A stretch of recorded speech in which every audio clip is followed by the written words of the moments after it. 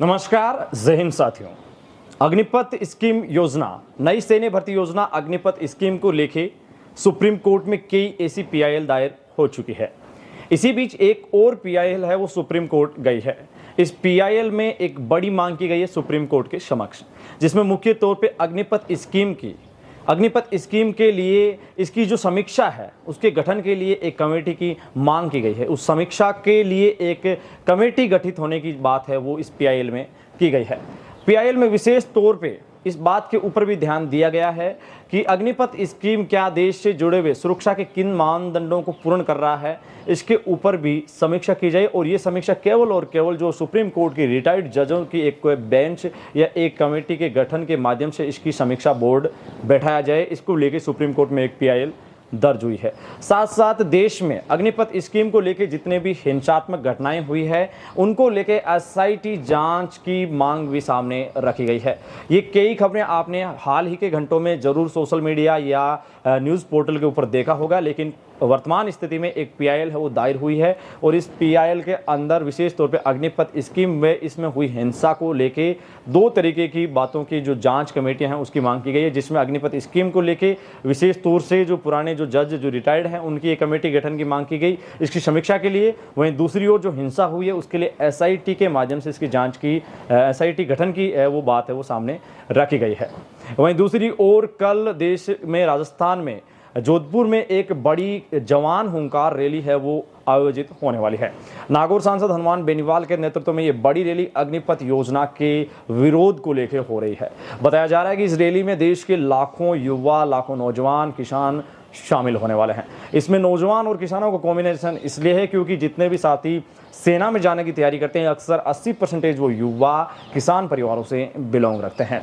वहीं दूसरी ओर देश में कई युवाओं के हित में काम करने वाले साथी अब इसको लेके याचिकाएं कोर्ट के लिए जो जितनी भी उनकी तैयारियां हैं वो अंतिम रूप की ओर चल रही है।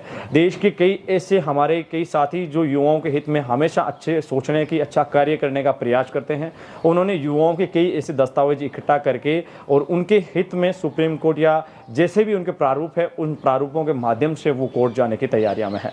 युवाओं का कहना है कि उनको न्याय मिले और विशेष तौर पे उन युवाओं का जिनका एग्जाम एनरोलमेंट और रिजल्ट बाकी है। और यहाँ विशेष दलील ये बनती है कि उनके नोटिफिकेशन में एग्जाम कैंसलेशन होने की बात नहीं की गई है, लेकिन एयरफोर्स रिजल्ट का जो नोटिफिकेशन है उसमें कैंसलेशन की बातें हैं वो कई तरीके से सामने आ रही है, बताई जा रही है। लेकिन आर्मी एग्जाम और एयरफोर्स एनरोलमेंट का जो इंतजार कर रहे हैं उनके किसी भी संदर्भ में उनके नोटिफिकेशन में ये बात सामने नहीं रखी गई है। वहीं दूसरी बात एक स्पष्ट ये भी है कि एयरफोर्स में वाकया ये है कि 2000 जो जनवरी में जो भर्ती हुई है जिसका युवा अभी भी इनरोलमेंट का इंतजार कर रहे हैं, जबकि सितंबर में जो ओपन रैलियां हुई थी उन युवाओं को जोनिंग दे दी गई थी। तो ये बिल्कुल भी है वो सटीक जो मानदंड होते हैं उसको पार और ये पास करते हुए नहीं दिखाई दे रहे हैं। इट मीन्स एयरफोर्स और आर्मी का पक्ष ज़्यादा मजबूत दिखाई दे रहा है। कई सारे साथी ये बोलते हैं कि आर्मी का तो एग्ज़ाम बाकी था, जबकि एयरफोर्स में एनरोलमेंट, ये केसेस काफ़ी डिफरेंट है। मैं उनको बता दूं कि एयरफोर्स के समक्ष आर्मी में भी कई युवा ज्वाइनिंग का इंतजार कर रहे थे, जिसमें देश के हज़ारों युवा एनसीसी कैडेट्स है और कई ऐसे युवा जो आरडी परेड के माध्यम से एनसीसी के माध्यम से देश सेवा में जाते हैं जिनका एग्ज़ाम नहीं होता है। इसी के साथ कई ऐसे साथी जो शहीद परिवारों से बिलोंग करते हैं, जिनके फादर या जिनके भाई शहादत अपने देश के लिए सर्वोच्च बलिदान दिया है, उनका भी सेना में जाने के लिए एग्ज़ाम की प्रक्रिया वो नहीं होती है। और इन मानदंडों के आधार पर देश में हज़ारों युवा है। अब उम्मीद यह है कि कोर्ट इनको न्याय की रूपरेखा मिलेगा और इन युवाओं को न्याय ज़रूर देगा। इस न्याय की रूपरेखा में, इस न्याय के ऊपर देश के लाखों युवाओं की नज़रें टिकी हुई है। वहीं जितनी भी याचिकाएं कोर्ट में जानी है, इसको लेके जितनी भी तैयारियां हैं वो अंतिम दौर में हैं। अभी तक जो युवा अपने दस्तावेज नहीं किसी भी तरीके से भेज पाए हैं वो ज़रूर भेजें, लेकिन विशेष तौर पे वही अनुरोध रहेगा हमारा हर वीडियोज़ में पिछले में रहा है कि आप अपने दस्तावेज बारी बारी से अलग अलग जगह फॉरवर्ड ना करें, क्योंकि ऐसी स्थिति आपको ही नहीं बल्कि आपकी याचिका को असमंजस की स्थिति में डाल सकती है। इसलिए विशेष तौर पर ध्यान रखें कि आपने जिसको दस्तावेज फॉरवर्ड किए हैं आप अपने दस्तावेज वहीं रखें और उनके रिप्लाई और उनकी ओर से जो भी लिस्ट सार्वजनिक की जाती है उस लिस्ट में अपना नाम जरूर वेरीफाई करें और उसके पश्चात ही किसी अदर जगह बात करके लेके जो भी चीज़ें हैं उनको क्लियर करने का प्रयास करें। एयरफोर्स एनरोलमेंट को लेके हमारी जो तैयारियां हैं वो लगभग अंतिम रूप में जा चुकी है।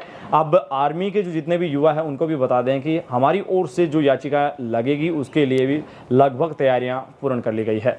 साथ साथ आप अगर इंडियन आर्मी एयरफोर्स एनरोलमेंट की याचिका में अपना जो भी जिस तरीके से अपने दस्तावेज भेजना चाहते हैं, जो आप अपना सर्वस्व तरीके से अपना मार्गदर्शन हमें देना चाहते हैं, वो हमें आप ज़रूर बता सकते हैं, अपने सुझाव भेज सकते हैं। अपने सुझाव के माध्यम से आप हमें मार्गदर्शन देख सकते हैं।